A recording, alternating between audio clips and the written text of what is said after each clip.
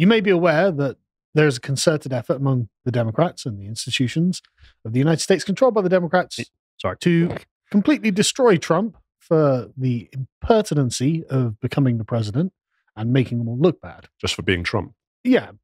They tolerated him when he was part of the club. Yeah. But then he was like, actually, I don't hate America. And the Democrats are like, okay, you're out and we're going to ruin you and everyone who knows you. And they've been doing this for many years now. And the latest example of this is what I'm going to dub the Battle of Trump Tower, because it's just been wild watching the open malevolence of the Democrats towards Trump. Like they've stepped outside of the bounds of, well, we're all fellow countrymen here. And they've arrived at the point it's like, no, this is a cold civil war. And the only reason I'm not shooting you is because we can do lawfare. But eventually it will get to that point, is the implication. So let's just begin in 2019, where Michael Cohen, Trump's ex-lawyer, decided to go and testify before the House Oversight Committee. I was like, yeah, so Trump's lying about his wealth. He's massively overinflating what he's worth. It's like, yeah, we know it's Donald Trump. Yeah, this is what he does. He speaks in hyperbole. Yes.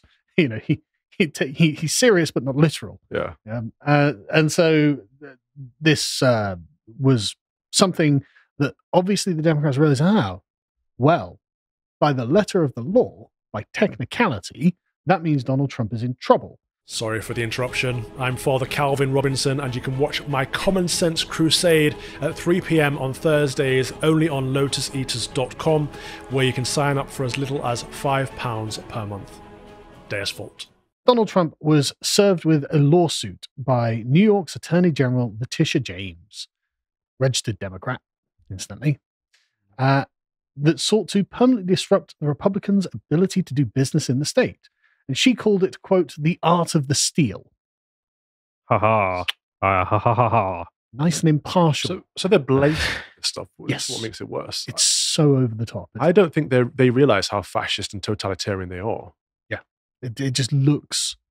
I mean, I'm getting like echoes of Roman prescriptions in this.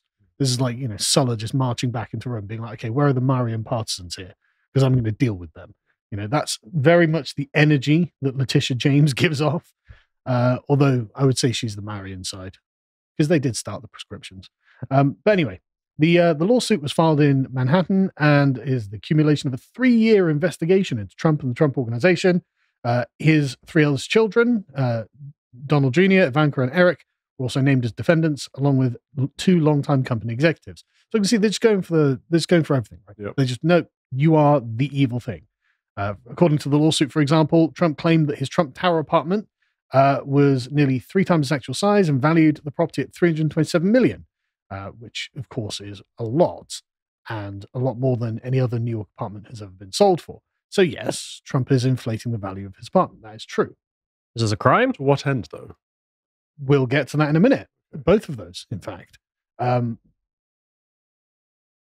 I don't want to... Anyway, in the lawsuit, Leticia James asked the court to ban Trump and his 3 eldest children from ever running a company again based in New York.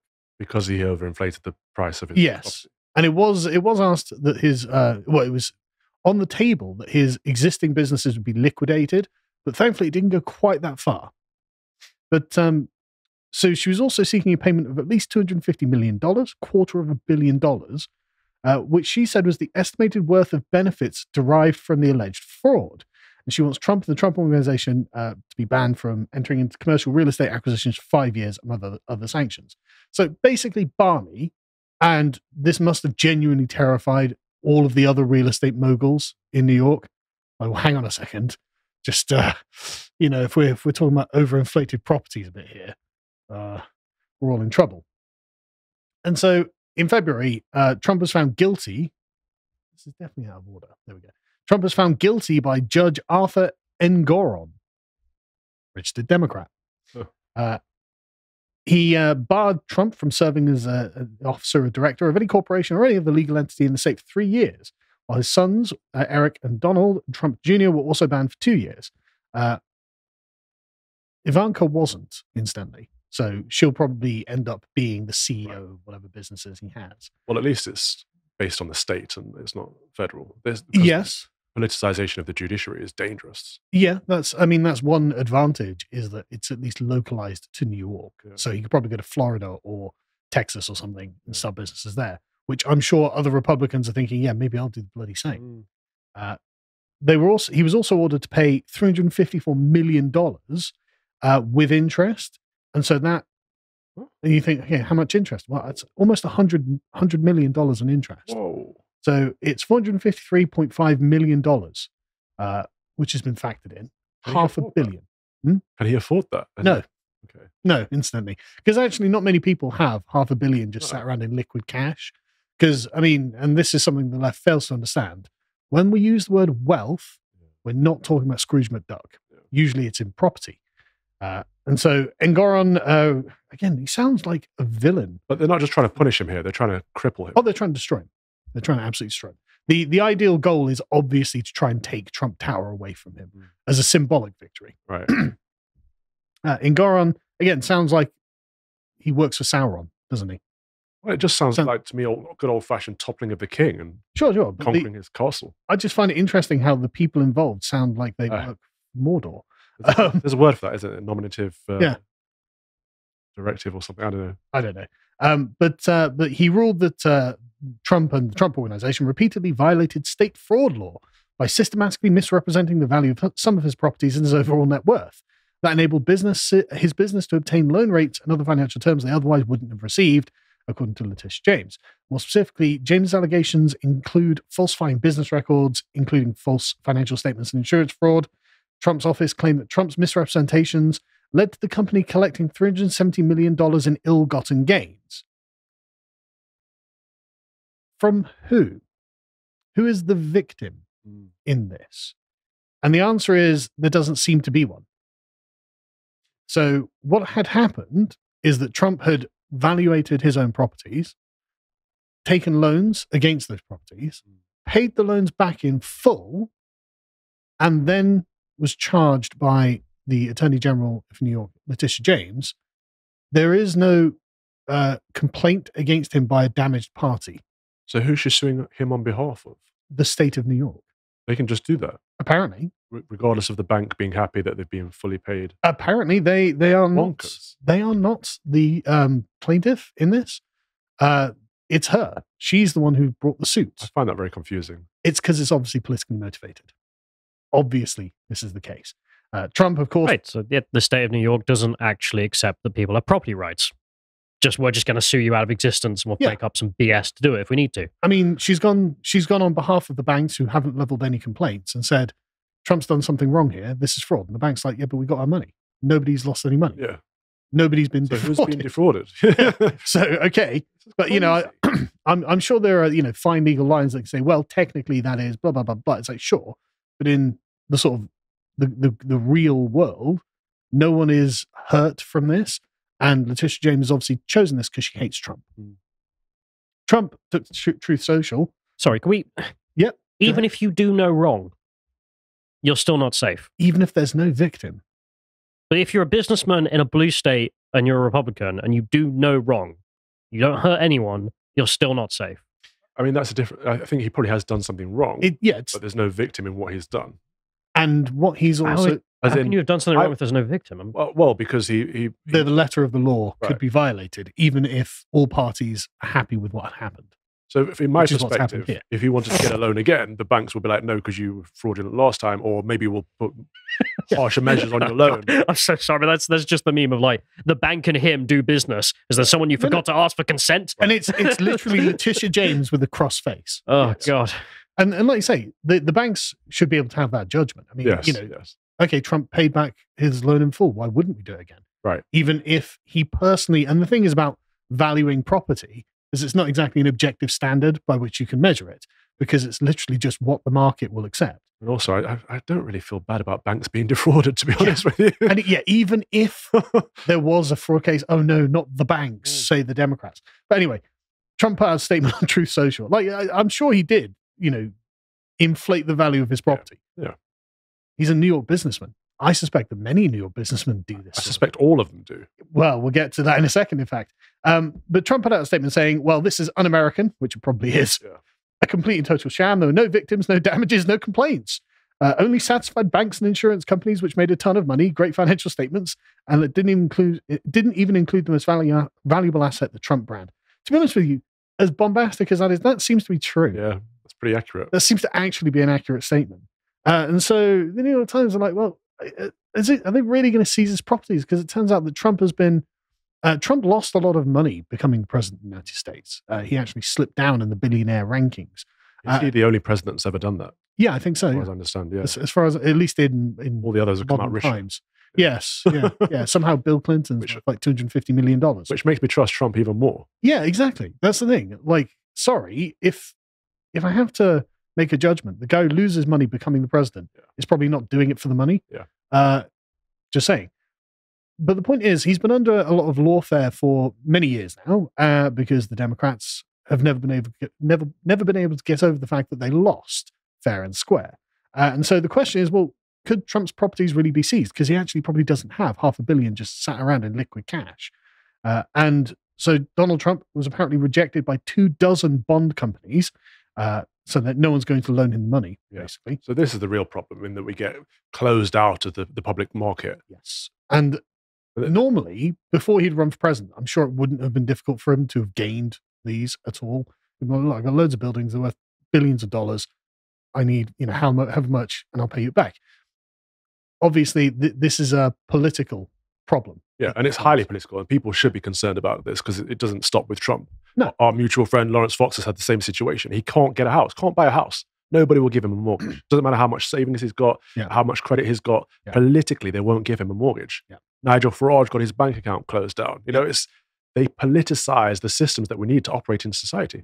Just to be clear as well, Nigel Farage managed to retain his bank account because he made a massive public storm about it and got the Conservatives, the government, to come out on his side on this. Yeah. If that hadn't happened, he would have just lost it. But anyway, so turns out that the deadline was Monday, and just days before the deadline, Trump had taken, and I don't know whether this was to deal with this problem, but Trump had made Truth Social publicly traded, which is going to make him somewhere in the region of $3 billion. Absolutely. He's going to sell a lot of shares. So, of course, Trump's got millions of fans who would love to buy stock in his company, which will be, of course, more than enough to cover the penalty. But the thing is, there are terms and conditions, and there's a time period. The merger apparently restricts him from selling his shares for 6 months or using them as collateral against the loan. So getting the money, actually, it is definitely coming to him that he's going to get $3 billion, probably more actually. But getting it in time is an issue. So unless those rules are waived to allow him to tap the infusion of cash, Trump faces the possibility that the state's attorney general will move to freeze some of his bank accounts and seize properties in the city. And it's like, okay, so you can see that they're definitely on the way, and they definitely want to take Trump Tower from him. They want this. And again, it's because it's going to be symbolic. This is a problem because apparently he only had $350 million in cash as of last year, but probably is going to be lower than that. So it doesn't look like they're actually going to seize Trump Tower because Trump got a last-minute reprieve on an appeals court where they reduced the bond to $175 million only, which Trump probably can afford. It's a massive cut, but it's still a ridiculous amount of money. Yeah, it is. And so Trump has 10 days to get that money. Trump said, I greatly respect the decision. We will abide by the decision. You can post a bond or equivalent securities and cash. What world do we live in where it's okay to say you have 10 days to find $175 million? I mean, I guess when you're Donald Trump, you can probably do it. And so, good for him. But like I said, this had some knock-on effects. This is a guy, a host of a show called Shark Tank. It's a real estate investment chap. And he went on CNN and gave his opinion. I thought we'd just watch this. It's about a minute long because you can read between the lines. I mean, he just comes out and says it at the end, but you can tell he's like, wow, this has got everyone scared. CNN's a wonderful streaming service. I can't understand why CNN Plus failed. Rubbish network, rubbish streaming. Apparently so. I'm just going to refresh it. Come on.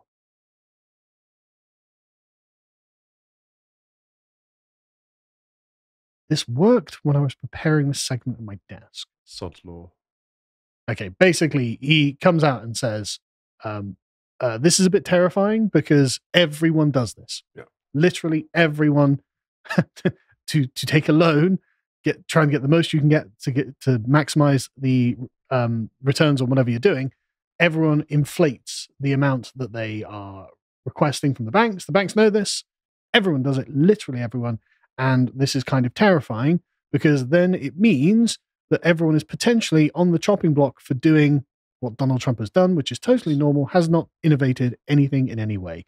And so they want him so badly, they're going to punish him for normal behavior, but punish people for normal behavior, and then everyone's at risk. But that obviously has knock-on effects. Yeah. Everyone in the real estate market in New York is like, am I safe here? Should we be in New York? Yeah. This is what I was talking about. If you're a conservative guy in a blue state, maybe it's time to get out, what I was hinting at. Absolutely. Don't know if you're actually familiar with Kevin O'Leary, but he's been speaking about this for quite some time. And he went on CNN in front of a bunch of CNN panelists and just told them, which, they all got annoyed about, that New York is awful for doing business and I plead everyone to get out. Wow. And the reason he gave was, the taxes are pretty bad, but it's the regulatory framework.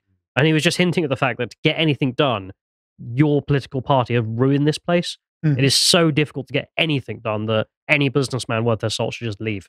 Because you don't need to be here. It's a big country. Get lost. Yeah. True. No. And there are states that are Republican-friendly states who aren't going to persecute for your political opinions. Just a quick side. I can't help but notice this here. That's quite nice. CNN enforcement. Donald Trump may be on the verge of a massive financial win. Just can't stop winning, which is great. And so that I thought was interesting enough. And something that the Democrats are doing, which, again, it's not like New York is a thriving state anyway. Loads of people have left. Lots of money, billions of dollars in money have left New York. It seems to be a sort of failing city-state at this point. So they're not concerned about the knock-on effects. But then you've got the rampant hypocrisy of Democrat partisans, which is just insufferable. You've got Jon Stewart being like, well, this isn't a victimless crime. It's like, okay, but where are the victims? Point out the victim. Name the victim, Mr. Stewart. Does he? No, of course not. His victims are hypothetical, right? He says, quote, how is he not mad about over-evaluations in the real world? Stewart demanded to know, because they are not victimless crimes. Stewart noted that money isn't infinite. A loan that isn't it? Certainly printing it like it's bloody infinite. A loan that goes to the liar doesn't go to someone who's giving a more honest evaluation. So the system becomes incentivized for corruption. It's totally normal. Everyone does it. How business in New York works. And I know this because it's exactly what Jon Stewart did when he was selling his flat.